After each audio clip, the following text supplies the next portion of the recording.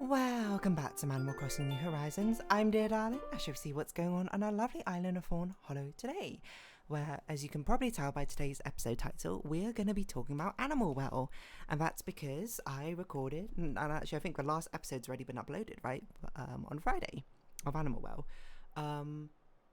I've done everything that I know about in Animal Well, at least, and everything which I can find online for a reasonable amount to do, including all the achievements. I'm sure there are more secrets in that game, but I am not going to be heralding discovering them. But yeah, it's going to be just basically my very biased, I'm sure, review. I'm not a pro reviewer, I'm just here to share my thoughts on it.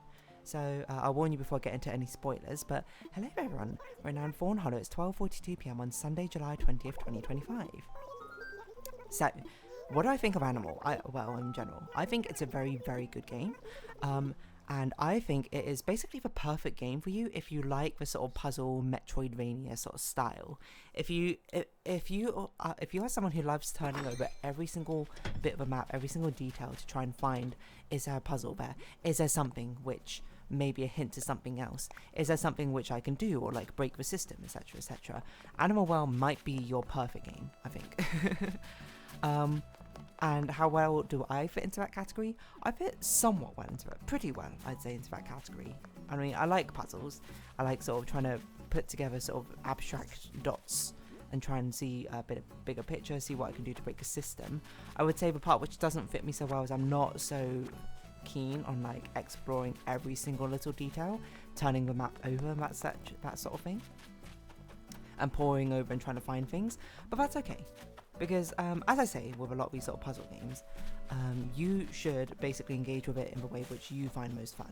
And I know a lot of people out there will be like, well, there's no point in playing a puzzle game if you have to like look up hints or if you have to use a guide. And my opinion basically is, if that is the way which would make you enjoy the puzzle game, I don't see why not. Because there are people where looking up a hint or any sort of vague hint or solution or tip or something will completely ruin the puzzle game for them. You should not be looking up a guide, and you should know if you're that sort of person. But there are some people who are like, I want to engage with the puzzle mechanics, but some of them feel really obtuse to me, or like, I don't like this particular type of puzzle. They are the people who, you know, yourself, myself probably included as well, should be looking up hint guides or looking up tips and tricks, etc., etc. In my personal opinion, you don't have to agree, and that's totally okay. But yeah, I know very well myself that I love puzzles. Give me the puzzle, put it in front of me, I will love to solve it. So I do very well with things like Babra's You, Snake Bird. I'm trying to think of other things I played. Whatever. Give me a level select, put the puzzle in front of me. And then I pop off. I am not very good with exploring and turning over every single detail, trying to find and locate the puzzle in the first place, which is why I love The Witness and I love Animal Well, both for those sort of regards that they have, the puzzle aspect, but actually finding the ones which are much sort of like deep-rooted Easter eggs is something which I don't take much joy in. But that's okay, because then I could be like, alright, have a hint guide, tell me where roughly I need to look, or narrow down my search for what sort of direction I need to look in, and then I'll do the rest. And that's what makes it fun for me. So yeah, I just want to sort of preface that, because I think it really goes for this game in Animal Well. There's a lot of secrets in this game, and there's a lot of layers of puzzles. So in my opinion, if to enjoy the game and see that, like, if you want to like see the other layers, but you have to look up like a hint, or you have to look up like a tip, or someone saying look in this direction, that's fine in my opinion. If that engagement with the game is what elevates it for you, then you should. You don't have to discover everything by yourself. I think a lot of these puzzles you can't discover by yourself unless you're insane, and a lot of them are just so insanely tedious I cannot even imagine. So light spoilers, I think, ahead, where I would say that I'm not going to go past layer 1, I think, so far in the spoilers. When we get to major spoilers, then everything's off the table, where I think the core part of exploring through level 1 is fine, you know. I don't think there's anything wrong with it. I think I quite enjoyed it. It plays a lot more like a Metroidvania than, is that a walking leaf? That is a walking leaf, I was like, what? Than maybe you may or may not expect. It's basically, I mean, you have these 4 flames, and it's very clear you should go to these 4 flames and try and figure out how to get them. The thing which I think is very cool about Animal Well is how non-linear the structure of exploration is. Like from what I can see, what other people have said, have talked to me about, and I've spoken to them about, is that people have discovered things in like a very, very different order to others, which I think is genuinely very, very cool. People get stuck at different places, and I think it's a game which you'll see later on that there are sort of community-wide puzzles as well. It's a game which really encourages this sort of collaborative discussion, like open discussion about the puzzle game itself, which is cool. Because I think it's something which is difficult to say in puzzle games a lot of the time. You can only be like, oh, did you solve this puzzle? Yes, no. Well, if you said no, well, I can't discuss it with you. If you said yes, then we can be like, oh yeah, we both got the same solution. I think it does a very interesting sort of circumventing of that, where it's more about a discussion of a journey to a solution rather than the actual solution itself, which makes Animal World most interesting. So yeah, I think its actual sort of like base gameplay loop of like going to these areas and exploring as an actual Metroidvania is solid, and it should be, because if it's not solid, it's like what most people will engage with in the game. So if it like didn't work, then no one's going to see like the deeper elements it holds. But there's actually one thing I think Animal World does the best out of any game I played, and there's another game which I want to play, which I hear also does a very similar thing, but I don't know because I've not played it yet. And that is atmosphere.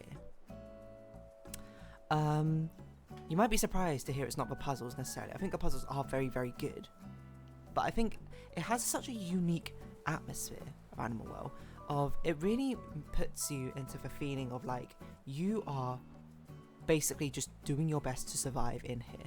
These animals which you find along the journey, some, you know, will be completely neutral to you, some will be actively helpful, some will sort of be not inactively helpful, and some will be straight up malicious towards you. And it's really interesting exploring this world and seeing the sort of interaction with it. It sort of feels like a very, obviously gamified, but condensed form of, you know, Mother Nature in some ways, right? Sort of being like, oh yeah, you are not the most significant character in this world. You are just doing your best to survive. And some things are going to try and help that, and some things are going to try and hinder that. And it's up to you to basically figure out the moment if it will, if it won't. And it has a really indescribable feeling, I think, coupled with a sort of very nice ambient sounding music it has. When you go around exploring to all these different rooms and different environments, of making you feel like you're in not inhospitable, because obviously there's a lot of animals, but in a place which almost doesn't want you to be there in a way. Now, I talk about this because I also hear that Rain World is very good at doing this, and I've never played Rain World. And if that's what Rain World is like, then I kind of like sign up for that, because I'm like, I thought it was a really, really cool feeling while playing Animal World. Just sort of just like trying to figure out these puzzles, but also just trying to survive in the same sense. Okay, so that's basically the base of Animal World. I think like if it stopped after its first 4 flames, I'd be like, this is a fine game, you know. Get first 4 flames and you do the thing and you defeat the final boss, quote. I'd be like, that's it's a very neat game. But I think where Animal World gets upgraded a lot is by the fact that it has many, many, many different layers of puzzles which you can uncover. And I think from this point onwards, I would say all bets are off when it comes to spoilers, because anything and perhaps everything could be spoiled. So, yes, the discovery of all these different gadgets and tools and finding out how they interact with each other is very, very cool, and I think quite enjoyable. Trying to sort of piece together things with different worlds are very nice. But I think when it really starts sort of upgrading is when you start to being like, okay, let's start trying to figure out everything else. Trying to like light all the candles, which is the egg hunt. Now, here's what I'll say. Is I know I'm extremely biased against exploration-based puzzles, such as basically trying to locate where all the eggs could possibly be, or locate the candles and all the matches. That is not fun for me, but it might be fun for you. So that's why I had to preface everything by saying that this is a biased review. I know I hate doing that sort of thing. So by this point, I basically discovered as many matches and candles and eggs I could naturally find, and from this point onwards, to preface, I used a hint guide to basically be like, look somewhere in this area, and then like figure it out yourself, which is exactly what I like to do. So, I think, I must imagine it's almost impossible to try and find all the eggs and candles naturally by yourself. I think if you were to do that, you would have to do it quite sort of casually, like you shouldn't be setting out to try and find as ironically as it sounds, were canned on the eggs, because there's so many eggs and some of them are really quite difficult to find. Like some of them I got and I'd be like, there's no way I would have found it.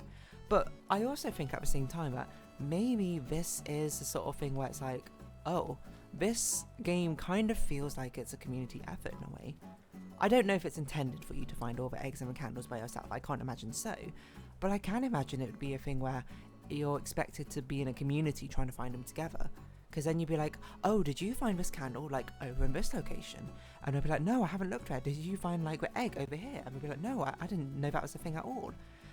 This sort of discovery of all these sort of places and locations can all sort of feed together and help make it feel like more of a collaborative community effort to finding all these secrets, right?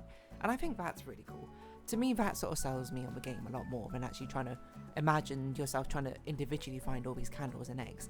Because again, it might be the intention of a developer to find all the candles and eggs by yourself. I still sort of stand by the fact that that is almost insane with how many different things there are. And I think this is when, like, it's sort of like the highs and the lows points of the game, because I think the highest parts is a lot of these puzzles are actually very interesting.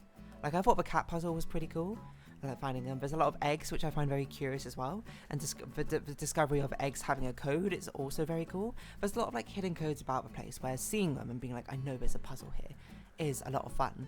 And being able to find all the tools and seeing how they interact together, which you start to get in the second layer, is really cool as well, like frisbee surfing, which I accidentally found when I found it when I got the frisbee initially, but that's not the point. That's like a really cool mechanic, or like the fact you can do sort of like bubble one jumping. That's like a really cool mechanic to discover. But yeah, there's a lot of secrets which are really fun, and there's a lot of memorable puzzles, like getting the disc and delivering it with, as I understand, the ghost dog chasing you. I legit thought it was a cat statue this entire time, but now I get a closer look, and knowing it's a dog, I now see it as a dog. It's like, what I thought was, what is its snout sort of pointing into the screen, I thought was a cat nose. And because it's got kind of like a rounded face, like a Shiba Inu sort of style, I thought it was a cat this entire time. But no, it is a dog. Just so you know. But yeah, it's really, really cool to find all these discoveries, I would say. As Metroidvania should be, you know, Metroidvanias sort of thrive upon finding little nooks and crannies and seeing like what is hidden away there. But yes, I'm trying to think what else in the sort of second layer is pretty interesting. The kangaroo, like things like puzzles in the second layer which start making more sense after finding them in the first layer are really cool.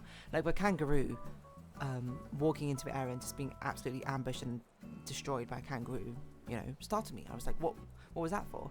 And for one, it does sort of double duty. It works in building up the atmosphere, feeling like you don't belong. It's, you know, a dog-eat-dog world out there. But then you get to the second layer and you find out, oh, you can actually scare away the kangaroos and they drop things. That is a cool sort of discovery as things start like making sense. The cats as well, like the fact that you could free the cats from the cage, like you saw them being like, oh, I wish I could kind of help them, and then you later find out, oh, you can help them. That weird like combinations that you randomly see written down in the place can free the cats, which I think is cool. I don't know how you're meant to piece together some of these puzzles. Like I saw some of those like random combinations from nowhere. I don't know how you're meant to figure out that is what the cat's for, to free the cats, but so be it. But yeah, it basically, if anything, the only criticism I would have of this is that everything hinges on the flute, essentially. The flute is kind of linked to almost every single kind of puzzle, in a way, because it's your only way of inputting things, which means that some of the gadgets feel a bit like unevenly distributed. For me, an average player, I'm sure there's like interesting niche mechanics which you can use, but like things like the hamster wheel feels a bit like niche, right? The remote is so like you can only use it in a few locations. The UV light is also like really, really heavily biased for finding puzzles and discoveries, which I don't know if that's good or bad necessarily, but it's sort of just something I noticed. Oh, the bouncy ball is actually a really good shout as well, which you basically only use in like 3 puzzles, maybe? And apart from that, you essentially never use. which feels like a shame because a lot of these gadgets are really fun, and I had a lot of joy being able to find how the gadgets interacted with each other and to sort of create my own opportunities in a way. But anyway, so the second layer is mostly sort of a treasure hunt, and you know, your mileage may vary depending on how much you like or don't like trying to find these things. I think a lot of these eggs are like you discover naturally, but some of them I'm just like, I don't know how you would ever discover that, to be honest. But there's also a lot where it's like, okay, you know, maybe it's meant to be a collaborative effort. But anyway, then I think you start getting into the next layer, which I think is when Animal World really starts like hitting its best stride. The egg puzzle, like finding out the combination code, everything sort of starts unraveling and unfurling from there, where you're like, whoa, there's so many more things to discover. Where you play the egg code, and then you basically get a second ending in a way, where you have to kind of defeat another manticore, and now you get to the part where I think Animal World really like sets it apart, is the fact that it has the bunny puzzles, basically, where you have 16 bunnies and you basically have to find out what to do with them. I will say this is a part where I feel like it's obvious, like this is community focused. I think like it's more of an overarching puzzle for the entire community to sort of find in a way, because some of them you can find naturally. I think I found one completely by myself, and there were a couple others where I was just like, oh, after like a hint I would have found it completely by myself. But there's some of them which are basically impossible to find by yourself, like the bunny mural is insane. I can't imagine trying to do that by yourself. But there's the bunny puzzles I think are some of my favourite, mainly because a lot of them are really meta and sort of play around with the expectations of the game. Like layer 1 is basically you play within the confine of the game and the established rules. Layer 2 is you still in the confines of the game, but you're breaking the rules, right, in a certain way, or you're like doing some unconventional things within the scope of what was expected. By layer 3, when you're doing the bunnies, it's the coolest part, because now you're playing around with a lot of meta elements in the game. Like here I'll talk about the bunnies individually, because in my opinion they're like super interesting. But the vines bunny was super cool. The fact you can shake the game window to make it move the vines, really cool. Love that. The map numbers I think is one of the coolest puzzles, being able to like put all these markers down on the maps and see it draws out a code from these like columns and totems which you're trying to find naturally. The ultraviolet bunny and bit air on fish mural is also a bit air. Candleless ghost, crows. That feels like a very normal puzzle. Duck Rabbit's quite a fun one as well. I'll be honest. The dreamer puzzle, like that's another really fun meta one, like which you might discover on your own by just going AFK for a while. But the fact that you have one by going AFK and then like you dream up a bunny, it's really funny in my opinion. The spawning one is like one of those crazy puzzles where it's like I don't know how you're meant to conceivably figure that out without someone else. The super hard jumping puzzle I'm a bit like on.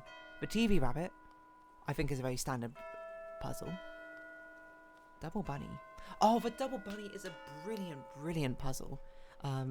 It's the origami puzzle where basically it sends print instructions to your printer, which by the way I would like it such that maybe it like gives you a PDF or something instead, because at least when I printed it, I don't know, it didn't print properly, like sizing wise on my printer.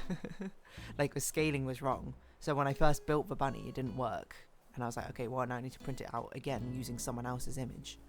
But I understand, like I can't imagine what the vibe would be if you had like a printer on and connected, which I didn't. And then you like press a print button in game, I mean your printer starts printing something, so I understand why they did that.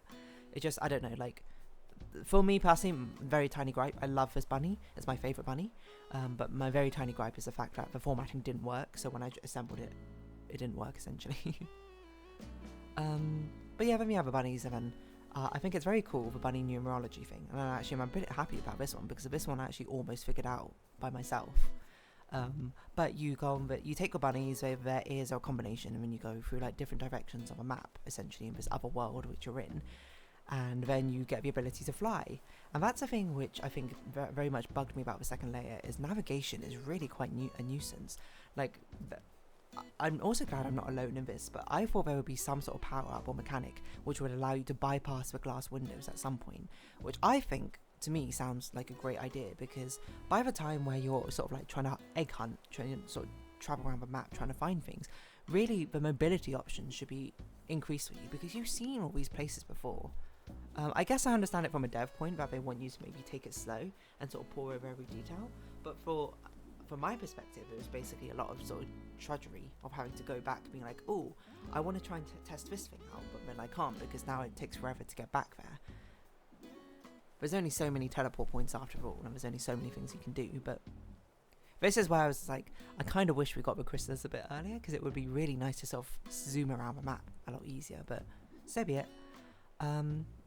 But yeah, and then the final layer is obviously a community layer. There's almost no conceivable way you could do this by yourself, but you basically have to do very unconventional things in the game, and then you'll get like secret codes, which you'll put together into a map, which when you put the map together based on another hint in the game by the TV, and then you get a time capsule which has words from the developer, from the two people, the actual game developer, the person who did all the management marketing side of it, and Video Game Donkey, who was like the publisher for it. And I'm like, that's a really nice way to sort of round it all off, to be honest. The layer 4 isn't really like something to much sort of solve, but it's more like, I think, a community reward, which I think is deserved for how difficult some of these puzzles are, I must imagine, to put together and figure out. So yeah, Animal World does really well in these sort of like meta puzzle elements, I think, and really does well as sort of like a community ARG sort of game. So that I really appreciate it for. Almost in a shame that I didn't play it when it got released, so I didn't actually get to partake in a lot of that. Not that I could help much, but still. I think it's very, very cool. So I enjoyed the game. I think even without being able to partake in those community ARG elements, it's still a fun game. But I think your mileage may vary with how much you want to stick with it completely by yourself, is only my warning. But yeah, so on the whole, I enjoyed the game, and I'm very excited to see what Billy Basso, I believe his name is, does next. Because he certainly has the chops for developing a fantastic puzzle game, I would say, and I do like my puzzle games. So, on that note, I think I'll round this episode off here. So if you have been watching, thank you very much. It's been Animal Crossing New Horizons. I've been Dear Darling. Likes, comments, subscription, shares, greatly appreciated. Socials, Discord down below. Hope to see each other again, but for now, it's our farewell. So until next time, bye-bye for now.